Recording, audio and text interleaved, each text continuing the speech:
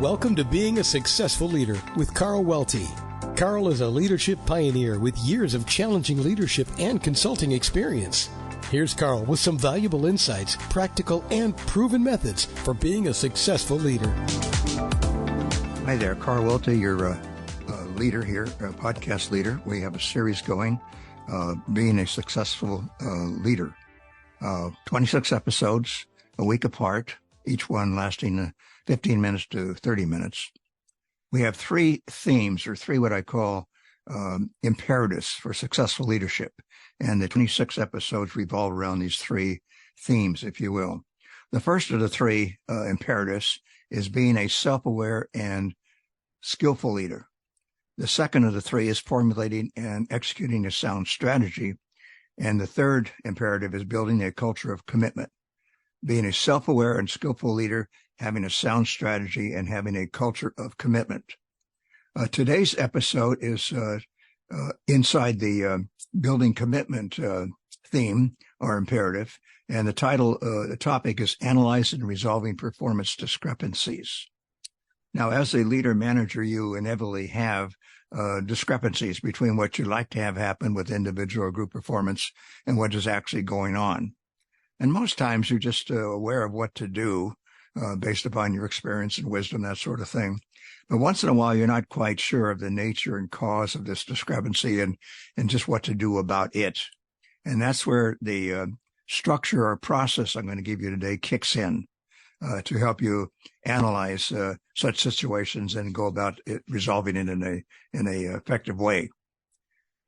Okay, so you, as I mentioned, most times in your personal life or business life, know kind of what to do based upon your wisdom. Wisdom I define as your practical know-how based on experience.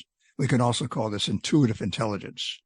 But at the start here, I'd like to make a mention of supporting your intuitive intelligence with what I call deliberate analysis. That's stepping back and applying some thought processes, tools, what have you, methods. And the one I'm going to give you today is a very solid tool or method to help you decode just what's going on with the performance discrepancy and what to do about it. So think of deliberate analysis as supporting, not something different, but supporting your intuitive intelligence.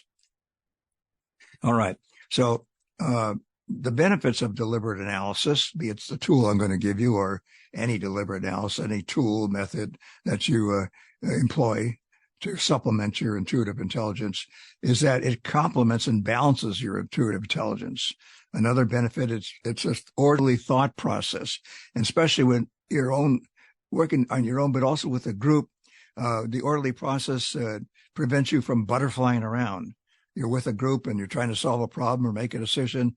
One person is talking about an answer. Another one's saying, what's the problem? Another one's coming up with causes. So you want to get this group intelligence and move it progressively through a thought process.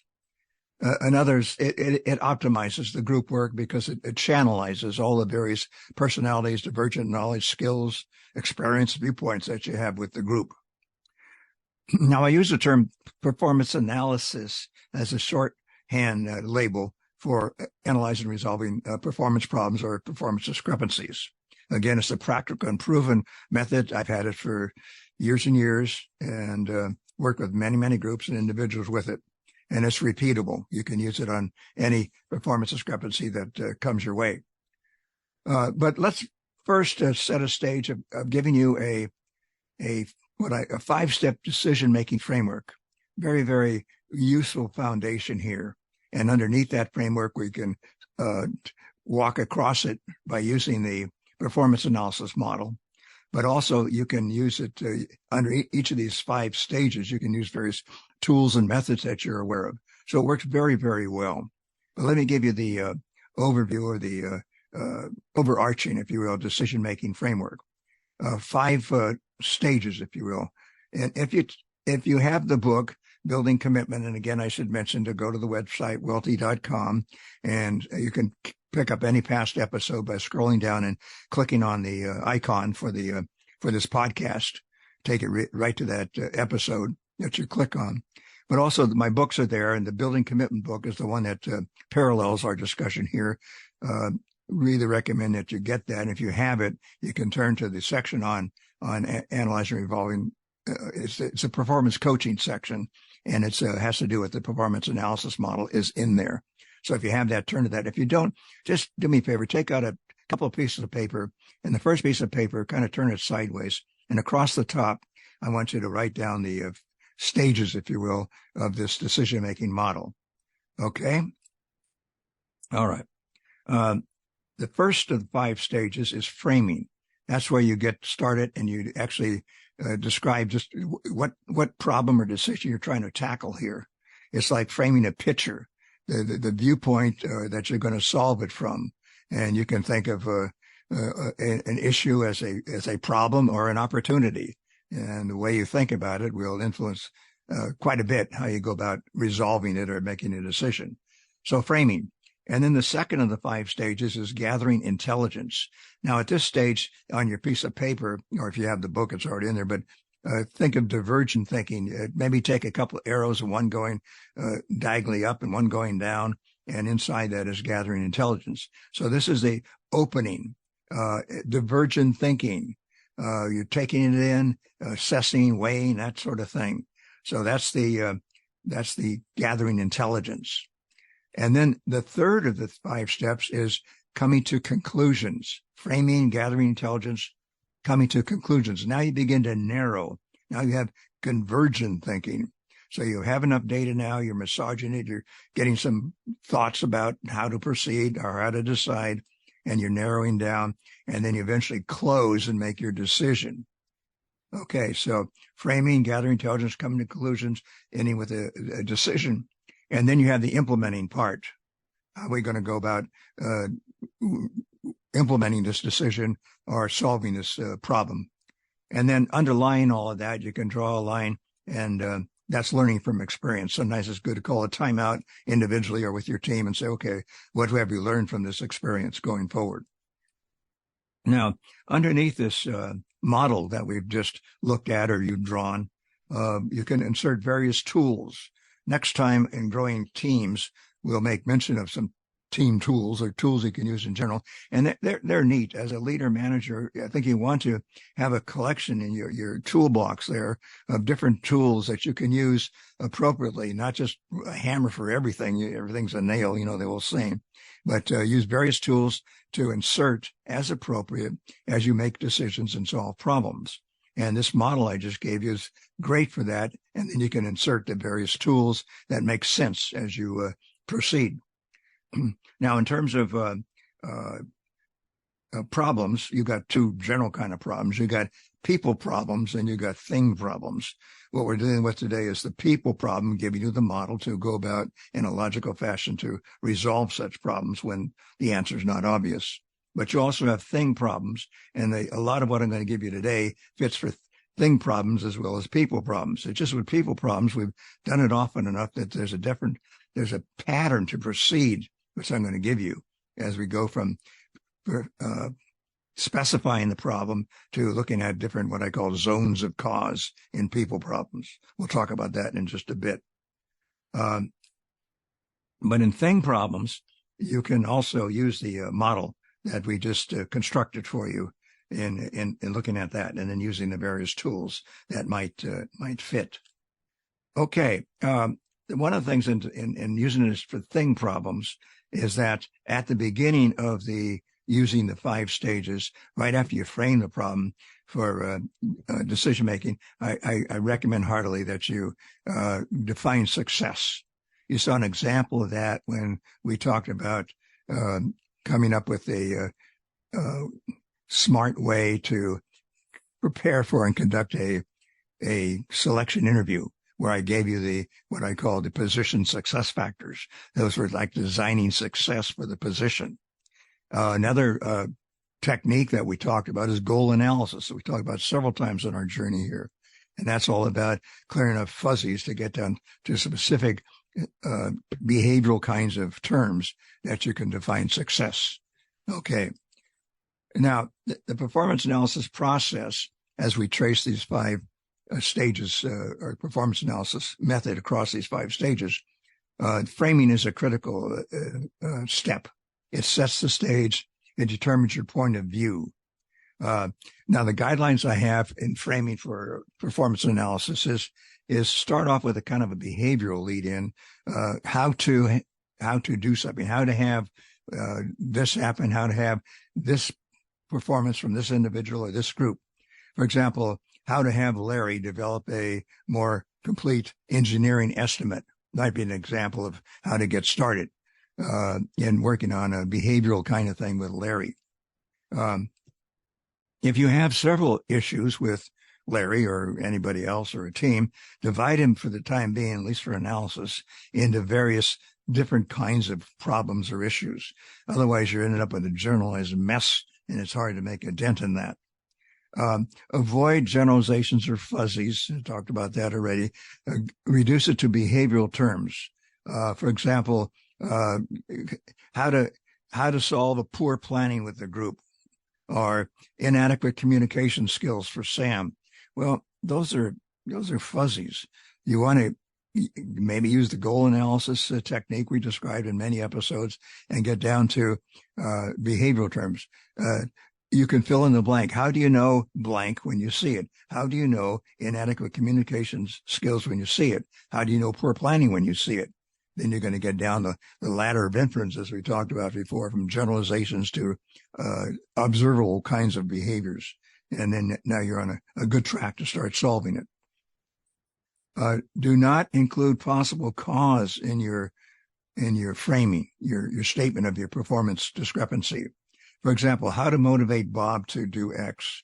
Well, you're assuming that motivation is an issue here. It may be, I don't know, but don't jump the gun and let the logic that we're going to give you, this procedurized logic, do the work for you.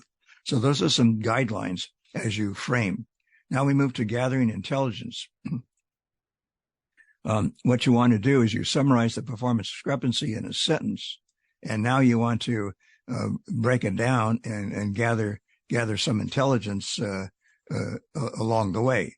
And the model I'm going to give you is called is-not analysis for gathering intelligence. Again, you can use this for decision making and thing problems, as well as problem solving in thing or people problems. So again, on your second sheet of paper, build a little structure for me. Again, if you have the book, it's right in there. And so what you want to do is to have 3 columns, if you will.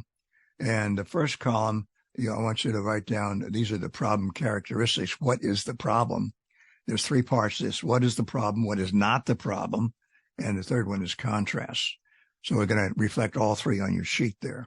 So write down these 5 probe kinds of questions down the left-hand column, if you will. What, who, where, when, extent. What, who, where, when, extent. The what is a further distillation, if you will, of the discrepancy you've already described. Like with Larry, the problem was how to have him be more comprehensive in his engineering estimates. And when you work through this, I like you do the is and the is not together as you work across your sheet. So the is not is the bracketing. It gives you the boundary around the problem. And what you want to do is you want to compare apples and apples, not apples and papayas, so that when you contrast your data in your is column and your is not column, the clues to cause will pop up. And so you want to make a tight specification here. So with Larry, you want to stick to estimates. Now, maybe he's got other issues and whatever. You're working on his estimates now. And the issue is the comprehensiveness. So you want to ask yourself about what? What is it about this? Is it all kinds of estimates? Or is it just maybe the story, not the calculations? So you can see how it would break down. It's the story and not the calculations, or it's both. When does this occur? Well, maybe with Larry, it's with the more complex estimates that he's responsible for, and not the easier ones. Maybe it's the newer ones, so forth. To what extent is this a problem? The extent is the magnitude or the times it happens, and maybe 100% of the time when it's a new or challenging estimate, there's some issues there. So anyway, you can see the what, the who, the where, the when, and extent, and what is the problem, who is the problem, and maybe the problems with Larry. Do you have the same problem with other engineering estimators for you? Or maybe they have other issues, but how about this one?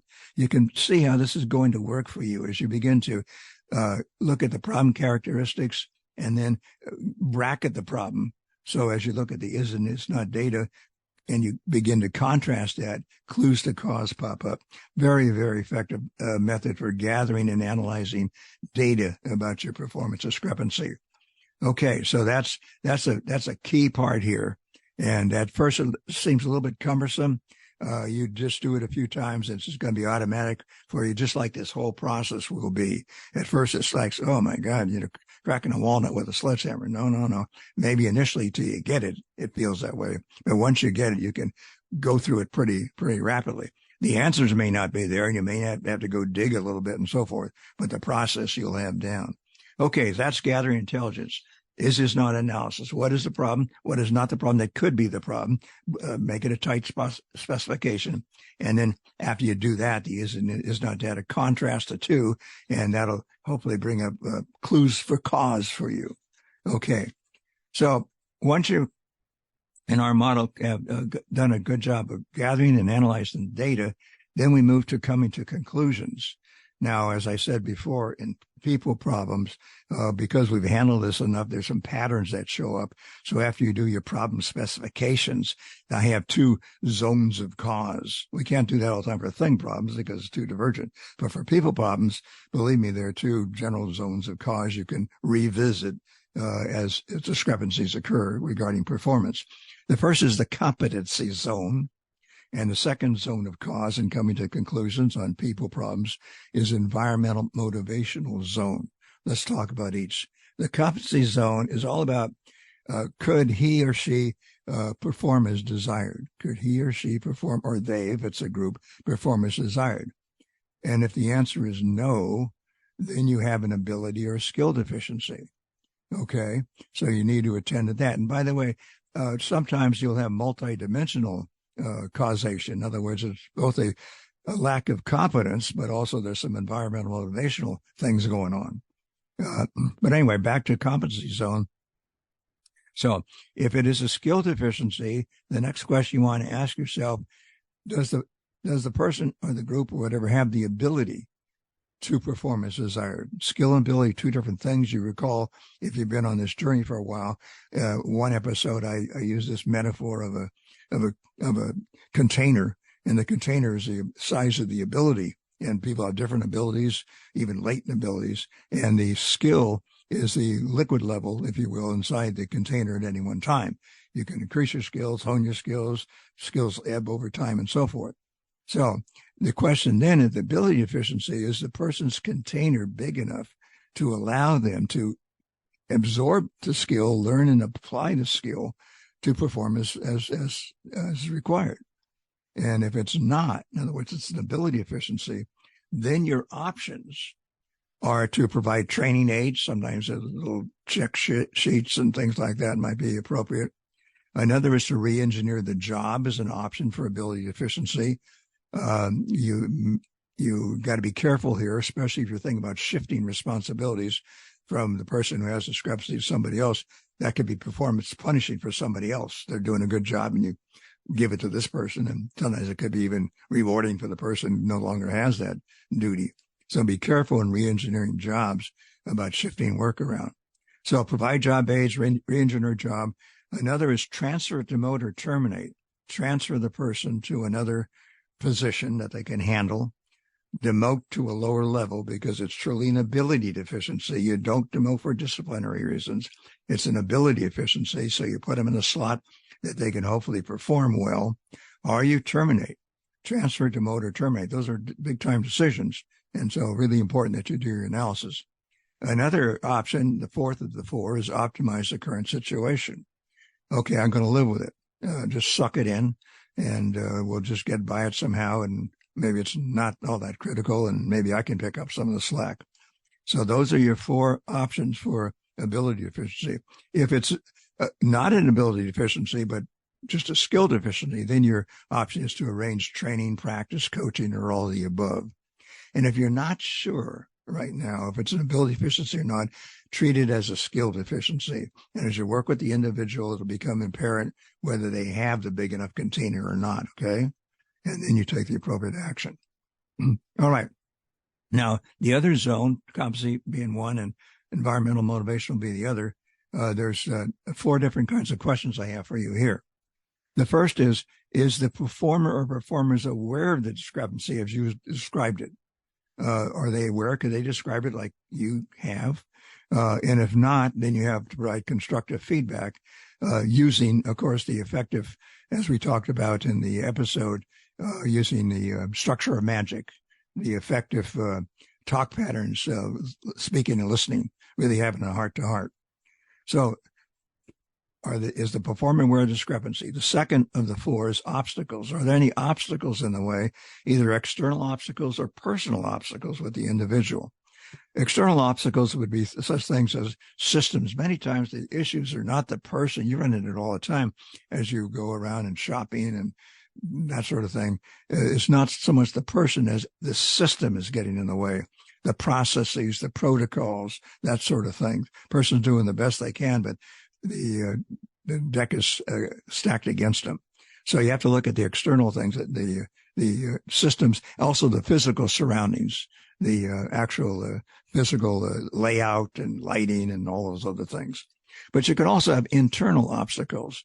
There could be some competing commitments the individual has that's prohibiting from them performing as desired.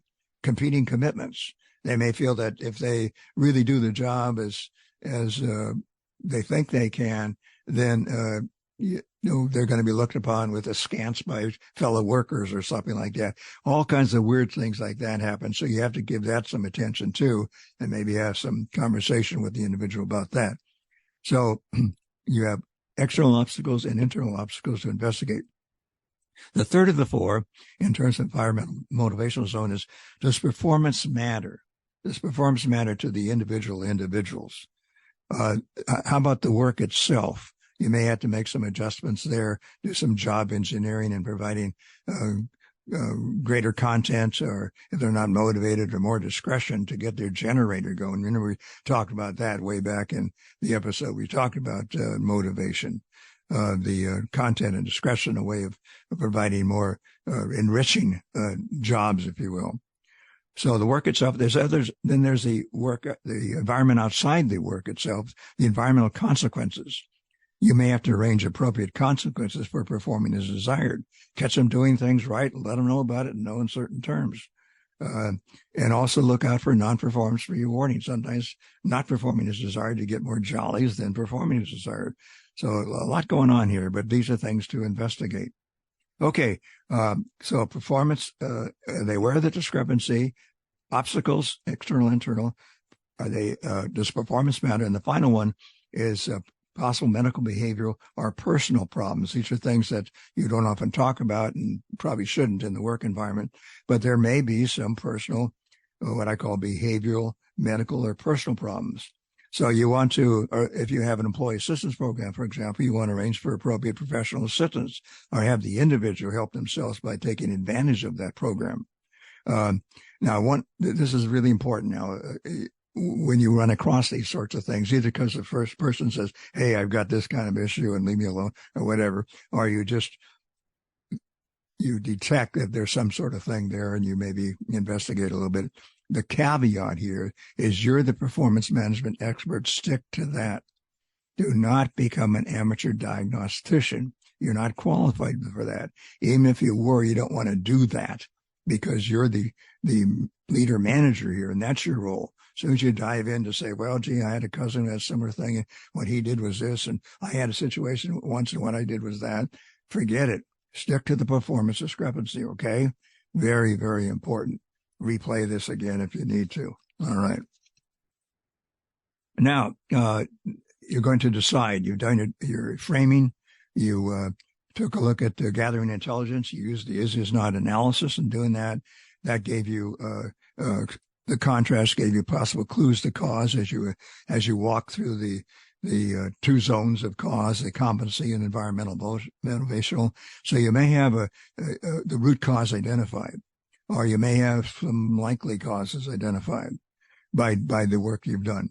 So what you want to do is to zone in on those most likely cause, look at the alternative solutions, the cause or causes, alternative solutions, and then pick the best solution or solutions that best fits your problem specification. The work you did in the is not analysis. Which solution or solutions best fits that? Okay. And then the final stage we're going to talk about here is the implementation, and that's where you form your action plan. And we have, of course, two episodes on action planning in the past that you can consult. You don't need a full-blown action plan that some of those lay out, but just what is the logical sequence of events here?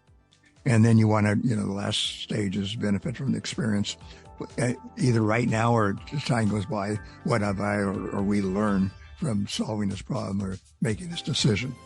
Okay, a lot for you here. You want to maybe replay it, get the book if you don't already have it, and this will serve you very, very well, believe me. All right, next time is growing teams, where we put all this together and talk about the difference between groups and teams and how to go about, if it makes organizational sense, how to convert a group into a team. Until then, you take care and we'll see you.